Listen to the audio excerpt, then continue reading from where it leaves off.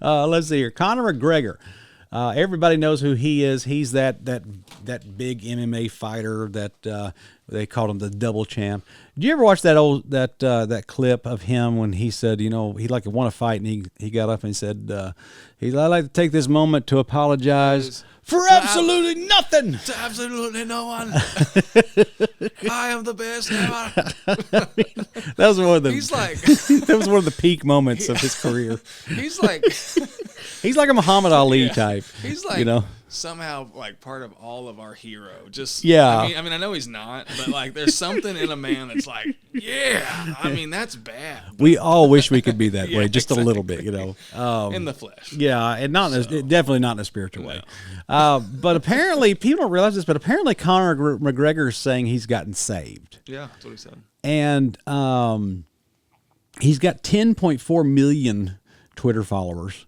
And God, country, faith, truth, something like a country music star would put on there. He says, today is the feast of the baptism of the Lord, where we celebrate Jesus' baptism. May the Holy Spirit renew you and remind you are loved. Happy Sunday, everyone.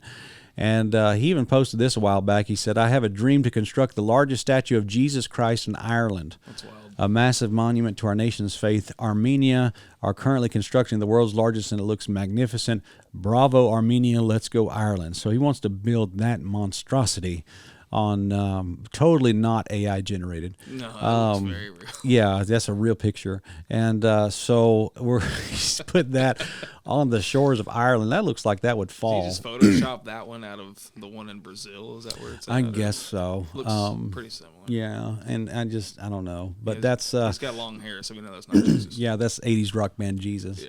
And so we're being facetious, folks. But... now, I just got to be honest with you guys. I'm completely burnt on these celebrity professions. I'm burnt on them. I'm so sick of this. I'm glad people get saved, okay? But I just it's the whole reaction and the energy that it creates that bothers me. Like when Kanye West got saved, I saw people turn into 14-year-old Justin Bieber fans. Yeah, that's wild. Just he's going to be the greatest preacher since the Apostle Paul. I'm like, Kanye West? Yeah, what's so crazy is the fascination. Yeah. The fascination that it's like, okay, this person that's famous is now claiming to be saved, so that does something for me and something for mine, and let's just go all out and just go buy T-shirts and CDs, and I don't understand it. Yeah, and we're just, I think as Christians, especially evangelicals, are too worldly. Fundamentalists are too weird, but evangelicals are too worldly. Mm-hmm. I think the fundamentalists they lean too Amish, and then the evangelicals they lean too lascivious. I mean, they're but whatever's popular or whatever. If I had to choose between being a little bit too Amish and being basically Skillet, I think I'd lean a little bit being too Amish. But Skillet, like the rock band. Yeah, okay. And so because evangelicalism is like Creed plus a little Jesus. And there's nothing wrong with Creed. We do heavy squats in the gym with Creed, and can you take me higher, buddy? And so I was wondering where you're going with that. Like, I know you don't. I'm just being funny. No. But what happens is that there's so many of these celebrities that are coming out and getting quote unquote saved. And I mean, I put this in my book, Calling Evil Good, the Live Christian Rock and Roll. Let's say hypothetically you're Alan Jackson, okay? Mm-hmm. Your career is stalling, and you've all of a sudden you're not cool anymore. You've kind of run out of ideas. You're kind of in a funk. You need a little bit of cash. So what do you do? Yourself. What's that? Reinvent yourself. Well, what you do is you do a gospel album. Right. And, basically it's like, Alan Jackson's a Christian? We had no idea. That's cool. And all of a sudden you're cool again. You're like, it injects adrenaline into your career, and you're ready to go again. And so next thing you know, you go on the Alan Jackson gospel music tour. They've all done this. Randy Travis did this. Alan Jackson did this.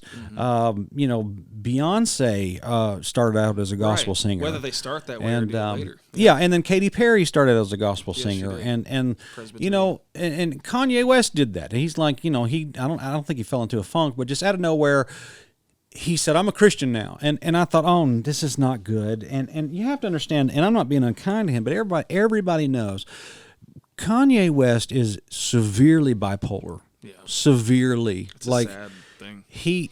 His wife, Kim, had to make him take his treatments, his medicine for that, and he wouldn't do it. And so, when you have a guy who's a very erratic personality and suffers with bipolar disorder, and he's got like $1 billion in his pocket, he's going to do some crazy stuff. And people don't understand, but when you're bipolar people and people who suffer with mental illnesses, it doesn't mean that they're less of a Christian, but what happens is some of these people, they have these swings of emotion, and sometimes they have a religious spell where 18 months of their life they're at the front row of the Pentecostal church shouting and dancing. It's a normal behavior for people who suffer from that condition. And I got on the internet, I said, wait a minute. Kanye's probably just having a religious spell, and it's not good. Now he's like, it's completely the backwards. Jews or this, that. He's like he's like so bad. And I think everybody has quietly withdrawn their support from him in the evangelical world. And I don't say that to belittle him or be unkind to him. It's just a fact, okay? When Kat Von D came out and said, I've got a, I remember that. She was the wife of Marilyn Manson. Okay, she said, I got saved, tattoo artist, but I'm not changing anything. Yeah. I'm not changing my music. I'm going to still do vampire love music. I'm still going to do my goth stuff. I'll probably throw away my most occultic books, okay, like the books that, hover across the room. They've got so much ether energy coming out of them, okay? These things that, when you open them up, the lights blow out. I'm probably going to throw those away. When you throw it out the window, it comes back. Yeah, you go burn it in the backyard, next thing you know, it's back on your shelf the next day. And by the way, those books are real. Absolutely. You better believe those books are real, because they are. That is what she said. That's as far as she went. And I thought, I'm struggling with that. I don't know. And then there's this Nala girl. There's like these adult film stars that are getting saved, and I don't even bring it up on this channel because I want this channel to be as clean as I possibly can make it. But there's two of them lately that I came across my Twitter feed that the news is reporting, like Fox News is reporting that this woman, is believing everywhere. Christ, and then like 3 months later they're saying something stupid like they don't believe in the deity of Jesus Christ. So there's that.